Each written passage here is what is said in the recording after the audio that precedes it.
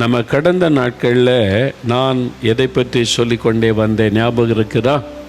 இயேசுவை பின்பற்றி இயேசுவோடு உள்ள ஆவிக்குரிய அனுபவங்கள், ரட்சிக்கப்படுவது, பரிசுத்தாவினால் வழிநடத்தப்படுகிற ஒரு அனுபவம், அப்புறம் சீஷர்களாய் மாறுவது, அதை பற்றி தான் ரொம்ப தியானித்து கொண்டே வருகிறோம். சீஷர்கள் என்றால் யார்? நம்ம கிறிஸ்தவர்கள் என்று சொல்லக்கூடாது, இயேசுவின் சீஷன் என்று சொல்ல வேண்டும். நான் விசுவாசின்னு சொல்லக்கூடாது, இனிமேல் நான் இயேசுவை பின்பற்றுகிற சீஷன், I am a disciple of Jesus என்று சொல்ல வேண்டும். அப்படிதான் நம்ம அப்போஸ்தலர் நடபடிகளிலே பார்க்கிறோம். சீஷன், சீஷி என்று எல்லாருமே அழைக்கப்படுகிறார்கள். அதே மாதிரி நாமும் இந்த மாதிரி அர்ப்பணிப்புக்குள்ளே வர வேண்டும். சீஷர்கள் என்றால் தன்னைத்தான் வெறுத்து சிலுவை எடுத்துக்கொண்டு இயேசுவை பின்பற்றுகிறவர்கள். எதை செய்தாலும் இயேசு நடந்தபடி நடக்க வேண்டும், இயேசு செய்கிறபடி செய்ய வேண்டும். அவங்க தான் சீஷர்கள். இயேசுவின் அடிச்சுவட்டிலே நடக்கிறவர்கள், அவர் வாழ்ந்தபடி வாழுகிறவர்கள். அப்படி தான் நம்ம அழைக்கப்பட்டிருக்கிறோம். அநேகர் நம்ம அதை மறந்து விட்டோம். இந்த நாட்கள் ஆவியானவர் அதை திரும்ப ஞாபகப்படுத்தி அதுக்குள்ளே நம்மை நடத்துகிறார்.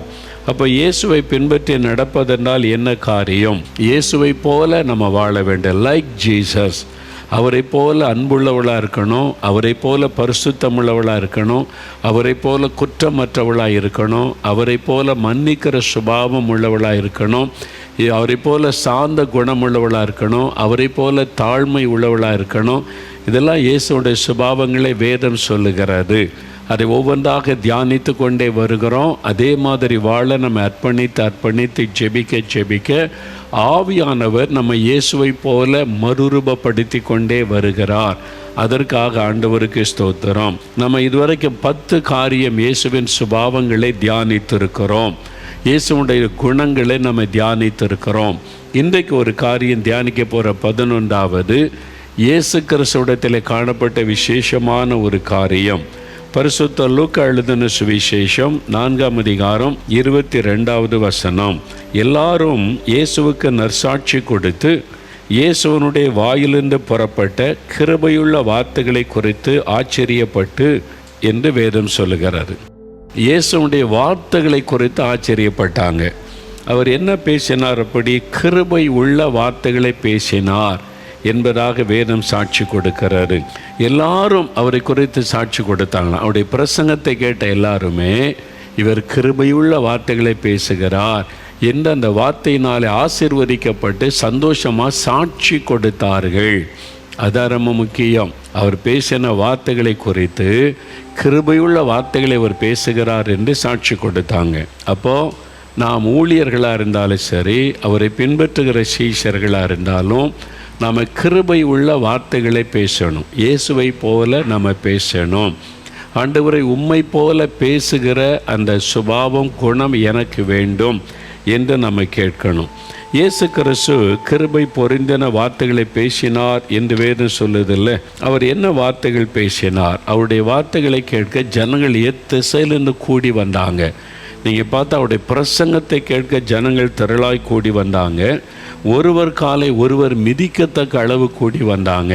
ஏன்னா அவருடைய வாயிலிருந்து புறப்பட்ட வார்த்தைகள் கிருபை உள்ள வார்த்தைகள். அது ஜனங்களுக்கு ஆறுதலை கொண்டு வந்தது, அவங்களுடைய ஜனங்களுக்கு சுகத்தை கொடுத்தது, ஜனங்களுக்கு ஒரு புது பலனை கொடுத்தது, ஜனங்களுடைய கவலைகளை மாற்றினது. அந்த மாதிரி கிருபை பொருந்தின வார்த்தைகள், ஜனங்களுக்கு நன்மை செய்கிற வார்த்தைகள்.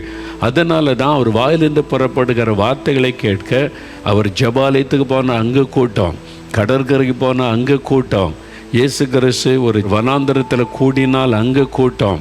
அவர் எங்கே போனாலும் ஜனங்க கூடி வந்து அவர் என்ன பேசுவார் என்று கேட்க ஆவலோடு காத்திருந்தாங்க. ஏனென்றால் அவருடைய வாயிலிருந்து புறப்பட்ட வார்த்தைகள் கிருபை பொருந்தின வார்த்தைகள். எப்படி அவ்வளவு ஜனங்கள் தாகத்தோடு அவருடைய பிரசங்கத்தை கேட்க வந்தாங்க? இயேசுடைய வாயிலிருந்து புறப்படுகிற வார்த்தைகளை கவனிச்சாங்க அப்படின்னு சொன்னால், மார்க் 6ஆம் அதிகாரம் 34ஆம் வசனத்தில் வாசிக்கும்போது இயேசு கிறிஸ்து மனது உருகி அவர்களுக்கு உபதேசிக்க தொடங்கினார் என்று வேதம் சொல்லுகிறார். அப்போ இயேசு ஜனங்களோடு பேசும்போது எனக்கு பேச்சு திறமை இருக்குது, அடுக்கு மொழியில் நான் பேசிடுவேன், பேசக்கூடிய ஞானெல்லாம் எனக்கு இருக்குது, எனக்கு அந்த வசனம் தெரியும், இந்த வசனம் தெரியும், அந்த வசனத்தை பார், இந்த வசனத்தை பார், அப்படிலாம் பெருமையாக அவர் பேசவில்லை. அடுக்க மொழியிலெல்லாம் அவர் பேசவில்லை. சாதாரணமாக எளிமையாக மக்கள் புரிந்து கொள்ளுகிற வண்ணமாகத்தான் இயேசு சாதாரணமாக அவர் பேசினார். அவருடைய பேச்சில் அப்படி என்ன அவ்வளோ காரியம் இருந்ததென்றால், அவர் மனது உருகி பேசினார். ஜனங்களை பார்த்து, ஐயோ இந்த ஜனங்க பாவம், மெய்ப்பெண்ணல்லாத ஆடு போல் இருக்கிறாங்க, அவங்களுக்கு தேவாலயம் இருக்குது, ஆசாரியர்கள் இருக்கிறாங்க, பலி செலுத்துதல் இருக்குது, எல்லாம் இருக்குது, வேதம் இருக்குது, ஆனால் நிம்மதி இல்லை, சமாதானம் இல்லை, ஆறுதல் இல்லை, எதிர்காலத்தை கொத்த நம்பிக்கை இல்லை, ஜனங்க சோர்ந்து போய் இருக்கிறாங்க. அவங்கள பார்த்து அவர் மனது உருகினார். அதனால் அவருடைய வாயிலிருந்து கிருபை பொருந்தின வார்த்தைகள் வெளிப்பட்டது. அதனால தான் அவருடைய பிரசங்கத்தை கேட்கவே ஜனங்கள் திரளாய் கூடி வந்தாங்க. அதே மாதிரி நாங்கள் ஒரு பிரசங்கியாராக இருக்கலாம், போதகராக இருக்கலாம், சபையில் பிரசங்கிக்கலாம், சுவிசேஷகராக இருக்கலாம். உங்களுடைய வாயிலிருந்து புறப்படுகிற வார்த்தை கிருபை உள்ளதாக இருக்கணும், ஜனங்களுக்குள்ளே ஆறுதலையும் ஜீவனை கொண்டு வருகிறதா இருக்கணும்.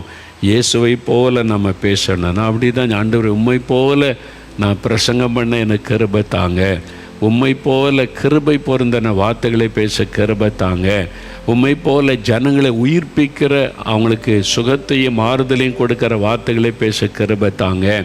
அதான் அந்த கிருபை உள்ள வார்த்தைகள். நீங்கள் மத்தேயு 7ஆம் அதிகாரம் பாருங்களேன். மத்தேயு 7ஆம் அதிகாரத்தில் மத்தேயு 5, 6, 7 இந்த 3 அதிகாரங்களும் இயேசு செய்த மலை பிரசங்கம். இது உலக பிரசித்தி பெற்ற ஒரு பிரசங்கம். இந்த மாதிரி யாருமே பேசினது கிடையாது, இதுக்கு நிகராக கூட ஒருவரும் பேசினது கிடையாது. இந்த மலை பிரசங்கம் மத்தேயு 5, 6, 7 இந்த அதிகாரங்கள் தான் காந்தி அடிகள், நம்முடைய தேச தந்தை காந்தி அடிகளை குறித்து சொல்கிறோம்ல.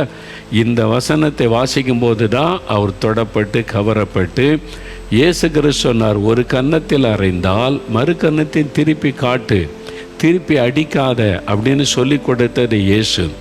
உன்னுடைய மேல் இருக்கிற துண்டை ஒருத்தன் எடுத்துக்கொள்ள விரும்பினால் இந்த இதையும் வச்சுக்க, நீ கழட்டி கொடுத்துரு, நீ போய் சண்டை போட்டுக்கிட்டு இருக்காத, அந்த மாதிரி விட்டு கொடு, இதெல்லாம் சொல்லி கொடுத்தவர் இயேசு கிறிஸ்து. அது மாதிரி நீதி நிமித்தம் துன்பப்படுகிறவர்கள் பாக்கியவான்கள். நீ நீதிக்காகத்தான் துன்பப்படுற, சோர்ந்து போகாத, துன்பந்தான், பாடுதான், சகித்துக்கொள், இதெல்லாம் அந்த அதிகாரத்தில் சொல்லி இருக்கிறார்.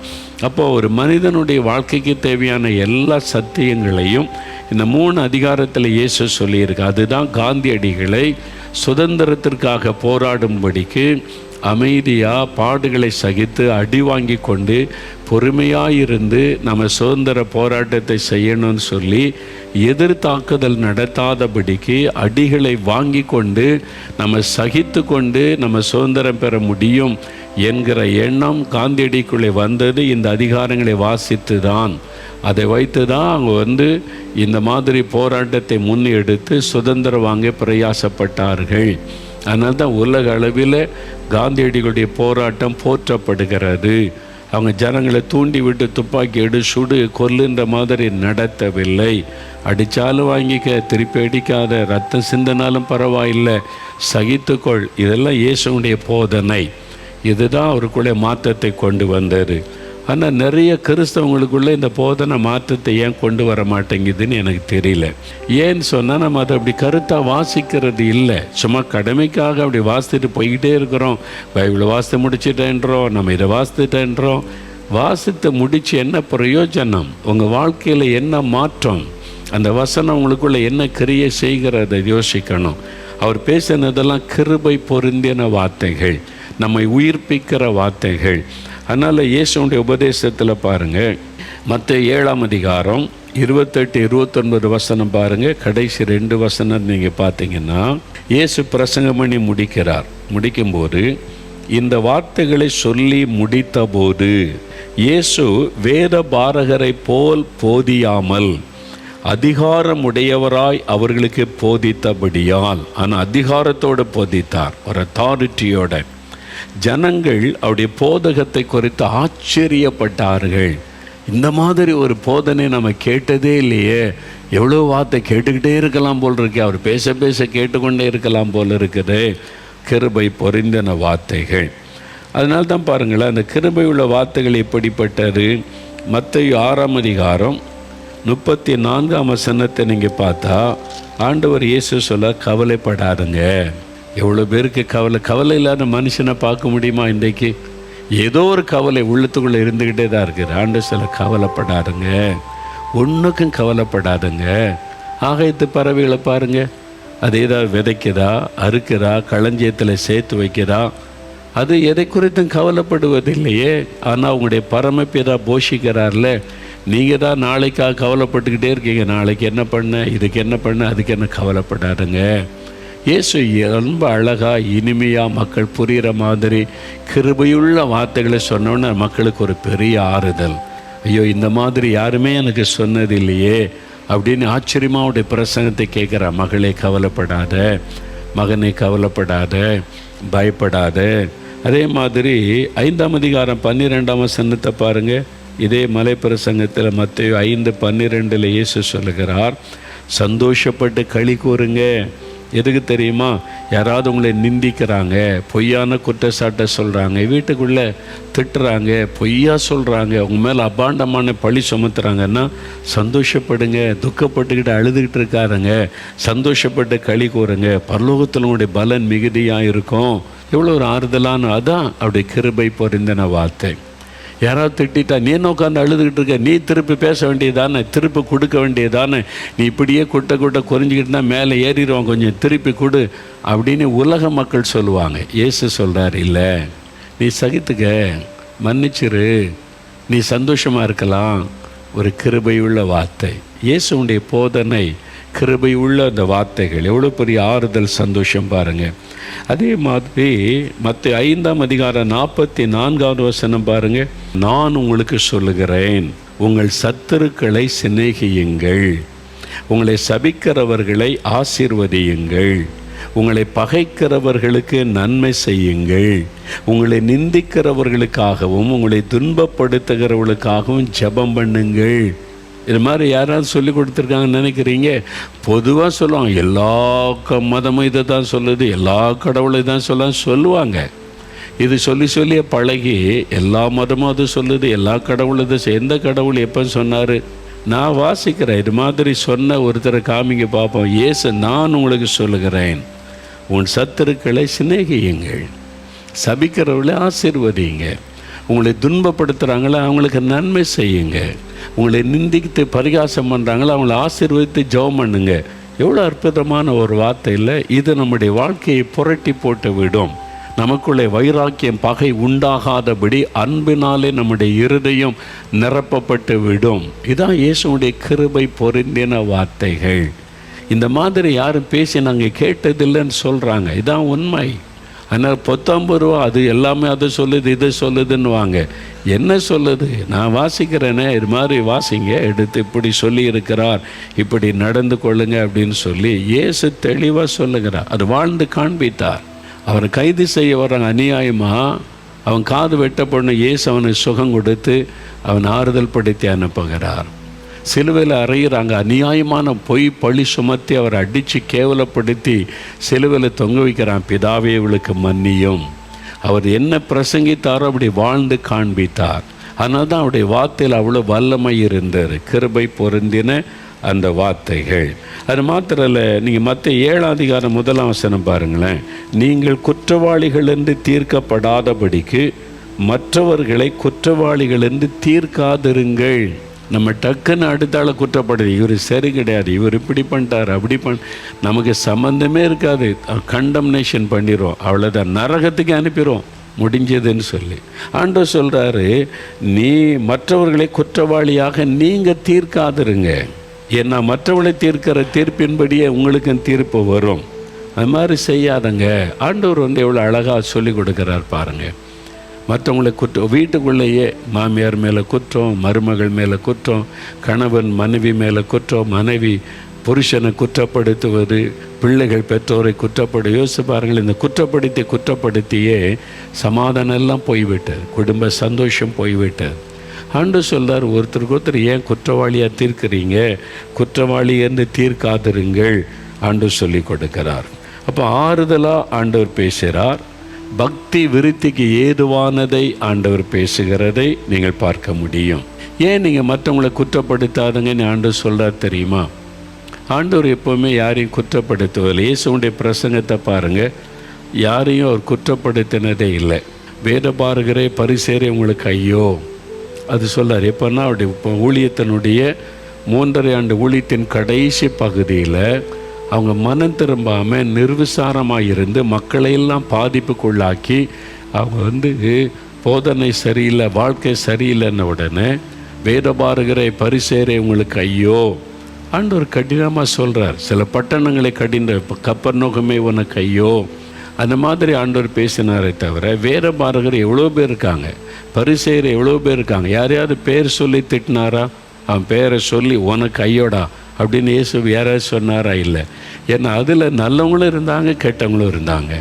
பரிசேயரில் வேதத்தை உண்மையாக கடைப்பிடித்து நடக்கிற நல்லவங்களும் இருந்தாங்க, இயேசுவின் போதனை கேட்டு மனம் திரும்பினவங்க இருந்தாங்க. என்ன சொன்னாலும் நாங்கள் மனம் திரும்ப மாட்டோம், நாங்கள் இப்படி தான் இருப்போன்னு நிர்விசாரத்தோடு இருந்தவங்களும் இருந்தாங்க. அதனால் ஆண்டவர் யாரையும் பாருங்கள் பேர் சொல்லி இவங்க தான் குற்றவாளின்னு கை நீட்டி யாரையும் சொல்லவில்லை. அவர் பொதுவாக எல்லாருக்குமே போதனை கொடுத்தார், பொதுவாக கடிந்து கொண்டார். அதைத்தான் இயேசுடைய ஊழியத்தில் நம்ம பார்க்க முடியும். ஆனால் இன்றைக்கு நாம் ஊழியக்காரர்கள் ஒரு ஆளை பேர் சொல்லி திட்டுறது, ஊழியக்காரன் பேர் சொல்லி திட்டுறது, அவர் இவருன்னு கரெக்டாக அவ்வளோதான் சொல்லி பரிகாசம் பண்ணுவது, இது கர்த்தருடைய ஒரு வழி அல்ல, இயேசுவனுடைய ஒரு வழி அல்ல. சிலர் உடனே சொன்னான் யோவான் ஸ்நானகன் ஆக்கும் அப்படின்னு. யோவான் ஸ்நானகன் நேரில் வந்தவங்களை பார்த்து நேரில் சொன்னார். நீங்கள் பாருங்கள், யோவான் ஸ்நானகன் விரியன் பாம்பு குட்டிகளேன்னு யாரும் சொன்னார்? நேரில் வந்தவங்களை பார்த்து மனம் திரும்பு, நீ விரியன் பாம்பு குட்டி, உன் உள்ளத்தில் அப்படி விஷம் இருக்குது அப்படின்னு பேசினார். அவரை தேடி வந்தவங்கள டைரெக்டாக பேசி இப்படி செய்யுங்கன்னு சொன்னார். யாரோ ஒருத்தர் இல்லை, அதிகாரத்தில் உள்ளவங்களையே தவறை கண்டித்து பேசினார், அவ்வளவுதான். மற்றபடி யார் மேலே ஒரு பகையோ உணர்வோ தன்னுடைய பெருமைக்காக அடுத்தவங்களை திட்டி பேசுகிறது அதெல்லாம் இல்லை. இன்றைக்கி வாட்ஸ்அப்பில் பாருங்கள், யாரோ என்னென்னோ பேசுகிறாங்க, ஊழியக்காரனை பற்றி, அடுத்தவங்களை பற்றி. அரசியல்வாதிகளும் அப்படி தான், பொதுவாக அப்படி தான். இந்த பேர் யூடியூபரான், அவங்களுக்கு பேர் யூடியூபர். அவங்க என்ன பண்ணாங்க தெரியுமா? அவங்களுக்கு நிறைய பேருக்கு தெரியுமா? அவங்க யூடியூப் சேனல் ஆரம்பித்து நீங்கள் சப்ஸ்கிரைப் பண்ணுங்கள் லைக் பண்ணுங்கன்னு சொல்கிறாங்களா? ஏன் சொல்கிறாங்கன்னு தெரியுமா? இதில் எவ்வளோ பேர் சப்ஸ்கிரைப் பண்ணுறீங்களோ அவங்களுக்கு காசு வரும். நிறைய பேர் பார்க்க அதில் விளம்பரம் போட்டு அவங்க காசு சம்பாதிக்கிறாங்க. அதில் ஒரு பெர்சன்டேஜ் இந்த யூடியூபருக்கு கிடைக்கும். இவங்க வீட்டில் உட்காந்துட்டு பணம் சம்பாதிக்கிறதுக்கு தான் யூடியூப் சேனல் நடத்துகிறாங்க, பணம் சம்பாதிக்கிறதுக்கு. அப்போ நிறைய காசு அவங்களுக்கு வரும். அப்போ எவ்வளோ பேர் பார்க்குறாங்களோ அவ்வளோ காசு வரும். அப்போ எவ்வளோ பேர், நிறைய பேரை பார்க்க வைக்கணும், என்ன பண்ணணும்? அவன்கிட்ட பேசுறதுக்கு நல்ல செய்தியே கிடையாது, அவன் பேசுகிறது ஒருத்தரும் கேட்க மாட்டாங்க. அப்போது பிரபலமான ஆளை திட்டுனா, அப்படி ஒரு தலைப்பை போட்டு மோகன்லாஸ் அப்படி பண்ணார் இப்படி பண்ணார்னு பேசுனா அதை பார்ப்ப உடனே என்ன நடந்தது அப்படின்னு. அப்போ அவனுக்கு காசு வரும். அடுத்த ஊழியக்காரரை கிரிட்டிசைஸ் பண்ணி திட்டி பணம் சம்பாதிக்கிற கேவலமான காரியத்தை செய்கிறவங்க தான் இந்த பரிகாசம் பண்ணுகிற யூடியூபர்ஸ். அடுத்தவங்களுக்கு திட்டி அவங்கள பற்றி இல்லாத பொல்லாத செய்திகளை பரப்பி, நீங்கள் பாருங்கள் தலைப்பு போட்டிருப்பாங்க ஒன்று, உள்ளே போய் பார்த்தா அந்த நியூஸே இருக்காது. நீங்கள் பார்த்துருக்கீங்களா? சில யூடியூபர் போட்டிருப்பாங்க, உள்ளே போய் நீங்கள் பார்த்தீங்கன்னா அது உள்ளே அந்த மெசேஜே இருக்காது. அப்போ இது பணம் சம்பாதிக்கிறதற்கு. அப்போ இது மற்றவங்களை குற்றவாளியாக சொல்லி அதில் பணம் சம்பாதிக்கிற ஒரு கூட்டம் இருக்கிறாங்க. அவங்கள தங்களை பெரிய நீதிமான் மாதிரி பேசுகிறாரு. அதான் ஒரு ஊழியக்காரன் கேட்டிருக்கிறாரு, நீ என்ன பெரிய இது மாதிரி ஊழியக்காரங்க பேரெல்லாம் சொல்லி திட்டுறன்னா, பவுல் அவர் நிருபத்தில் எழுதலையா, இதுங்க இவங்களை பற்றிலாம் போய்ட்டு எழுதியிருக்கிறாருன்னா, நீ பவுலை மாதிரி ஊழியம் செய்தா அப்படி எழுது சொல்லு, பவுலை மாதிரி நீ ஊழியம் செய்தியான்னு கேட்டார். பதிலே சொல்லலை. ஒரு நயா பைசா பிரயோஜனம் கிடையாது. ஒருத்தனுக்கு சுவிசேஷம் சொல்கிறதும் கிடையாது, ஒருத்தருக்கும் ஜெபமும் பண்ண கிடையாது. சும்மா உட்கார்ந்துட்டு அடுத்தவங்களை திட்டி பணம் சம்பாதிக்கிற கேவலமான காரியத்தை செய்கிற அந்த பிசாசனுடைய ஊழியர்கள் இவங்கெல்லாம். எப்படி சொல்கிறீங்க? நீங்களும் கடினமாக சொல்கிறீங்களேன்னா வசனம் சொல்கிறத பாருங்கள். வெளிப்படுத்தின விசேஷம் 12ஆம் அதிகாரம் 10வது வசனம் எடுங்க. வெளிப்படுத்தின விசேஷம் 12ஆம் அதிகாரம் 10வது வசனம். அப்பொழுது வானத்திலே ஒரு பெரிய சத்தம் உண்டாகி, இப்பொழுது ரட்சிப்பும் வல்லமையும் நமது தேவனுடைய ராஜ்யமும் அவருடைய கிறிஸ்துவின் அதிகாரமும் உண்டாயிருக்கிறது. இரவும் பகலும் நம்முடைய தேவனுக்கு முன்பாக நம்முடைய சகோதரர் மேல் குற்றம் சுமத்தும் பொருட்டு அவர்கள் மேல் குற்றம் சாட்டுகிறவன் தாழ தள்ளப்பட்டு போனான். குற்றம் சாட்டுகிறவன், இரவும் பகலும் குற்றம் சொல்லி கொண்டிருக்கிறவன். யார் இவன் அப்படின்னா சாத்தான். சாத்தானுடைய சுபாவம் தான் இரவும் பகலும் தேவனுடைய பிள்ளைகளை குற்றம் சொல்லிக்கிட்டே இருக்கிறார், குறை சொல்லிக்கிட்டே இருக்கிறார், குற்றம் சொல்லிக்கிட்டே இருக்கிறார். ஒரு ஆட்கள் மனம் திரும்புவதற்கு வசனத்தை வைத்து கடிந்து மனம் திரும்புவதற்குள்ளே நடத்துவது வேறு. குற்றம் சொல்லி பேசி கிண்டல் அடித்து பரிகாசம் பண்ணி பேசிக்கிட்டே இருப்பாங்கல்ல, அது வேறு. அது பிசாசனுடைய சுபாவம். சிலர் எனக்கு இது கர்த்தர் எனக்கு கொடுத்த ஊழியம், அதனால தான் நான் எழுதுகிறேன், எல்லா ஊழியரை பற்றி எழுதுகிறேன். அப்படி ஒரு ஊழியமே கிடையாது. எங்கே இருக்குது பைபிள்? அப்படி ஒரு ஊழியமே கிடையாது. அப்போஸ்தலர் இருக்கிறாங்க, மேய்ப்பர் இருக்கிறாங்க, சுவிசேஷம், இப்படி தான் ஊழியம் இருக்குது. அடுத்தவங்களை குற்றம் சொல்லி பேசுறது, எழுதுறது, இப்படி ஒரு ஊழியம் பைபிளில் கிடையாது. அது பிசாசனுடைய ஊழியம். அது அவங்க அந்த சமயத்தில் வஞ்சிக்கப்பட்டு போனதுனால அதை ஊழியமாக செய்கிறார். அதனால் என்ன பிரயோஜனம் சொல்லி பாருங்கள். இயேசு பாருங்கள், ஒரு காலத்தில் ஒருத்தர் பத்திரிக்கையில் எழுதி எழுதி எழுதி எல்லா ஊழியரையும் திட்டி எழுதி யார் யாரை பற்றி எழுதினாரோ அவங்களாம் நல்ல ஊழியம் செய்து ஆத்மாதாயம் பண்ணி வளர்ந்துருக்கிறாங்க. அவர் என்ன பண்ணுறான்னு பாருங்கள், நயா பைசாக்கு பிரயோஜனம் கிடையாது. எவ்வளோ ஆத்மா ரட்சிக்கப்பட்டாங்க, எவ்வளோ பேருக்கு சுவிசேஷம் அறிவிச்சிருக்கிறாங்க, யோசித்து பாருங்கள். இதை மாதிரி தான் இன்றைக்கு யூடியூப்பில் உட்காந்து மற்றவங்களை திட்டி பேசுவது, அது சரியானதல்ல. இயேசு கிருபை பொருந்தின வார்த்தைகளை பேசினார்.